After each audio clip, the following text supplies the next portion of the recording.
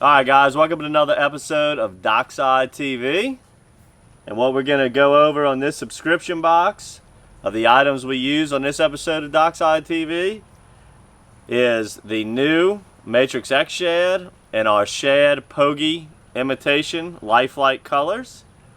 We were fishing very shallow grass flats using an 1/8 ounce GoldenEye Black Platinum, and also we were using a 1/4 ounce and just simply swimming it over the grass on the northern end of Lake Pontchartrain.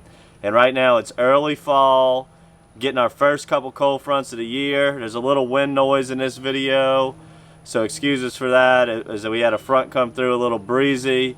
But excellent action, goes over a lot of great tips and techniques on how to cover water and locate speckled trout in the early fall on the northern parts of Lake Pontchartrain, fishing grass beds, and that goes for anywhere in your coastal speckled trout fishing estuaries when targeting grass and using this technique of swimming the Matrix Xshad through the grass. Enjoy this episode of Dockside TV.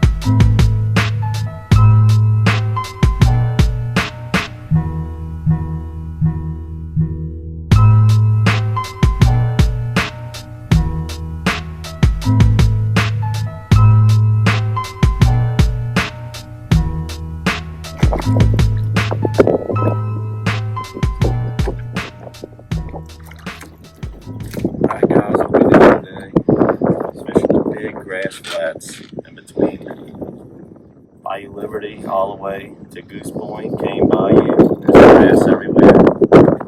Got plenty of keepers in here, but plenty of throwbacks too. This one's close. We're going to measure him. Pretty good one here. Good one is 14 inches. You're not going to get many monsters. A lot of schoolies just working that grass. Here we go.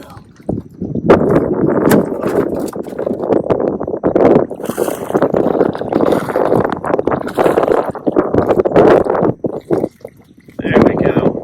Let's throw this fish on the floor. Talk to you guys a little bit more about just why the fish get in this region every year.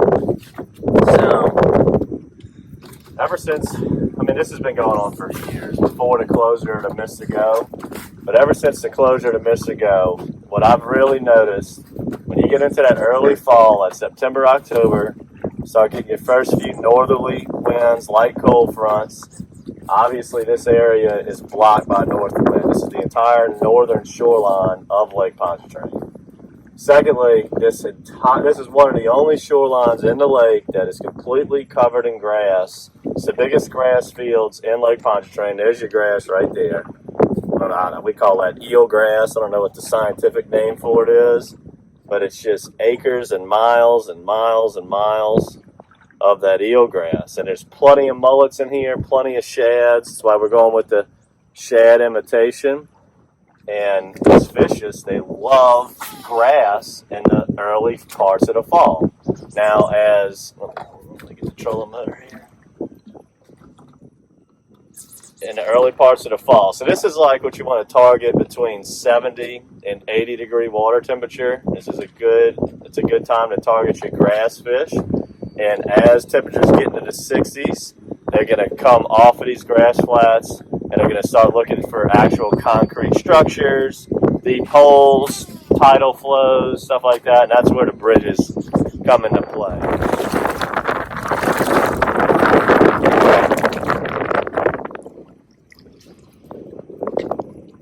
That's about your average fish right there in this grass right now. They're always going to start off a little bit smaller at the beginning of the fall, and then as temperatures grow and grow. I can feel this fish grunting in my hands still, which means they're still in somewhat spawning mode, but this is the beginning of the migration of the trout coming back into Pontchartrain, as they're usually on the outside doing their spawning ritual.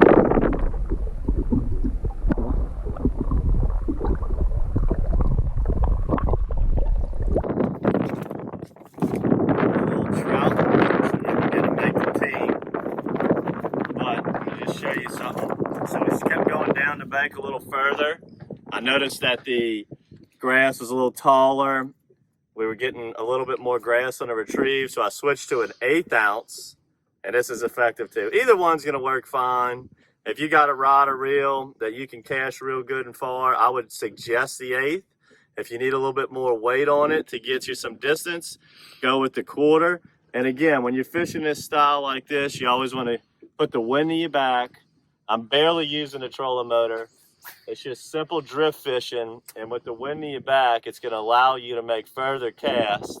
And then in shallow water, long cast is extremely important. Oh, there he is. Oh, I missed it. Let's see if we can get one. There he is. He's got a nice little school here. He might make the, he's close. He's close. But that's how you do it, just like that. I'm gonna let him go regardless. I'll throw it one more time. Far as you can. Boom! Get it out there. And we just, there's my reel right there, just slowly reeling it in, just like you would a spinnerbait. And then just stop it. Boom! Very, very easy way to fish. Like Pontchartrain's known for extreme difficult fishing. This is not one of the situations that I would call difficult. This is cast and reel. Basic Louisiana style shallow water fishing. We fish grass beds like this in Florida a lot. Very similar situation. Just want to get off the bank. You want to be in about 2 to 4 foot of water, I'd say, is a good depth. And the water depth is going to change every day. You know, if you got high water, you might be a little tighter to the bank. If the water's a little lower, the fish might be off the bank a little bit more. Don't be afraid to fish 100, 200 yards off the shoreline.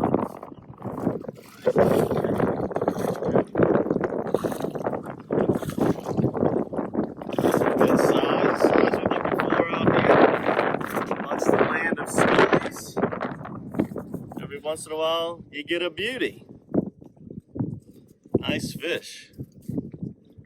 Nice fish. So, looking to try this out, pick you up some Xshad, some 1/8 ounce, 1/4 ounce jig heads, find you some grass beds, get in on this action. Fish on. We in them now. Got little slicks popping up.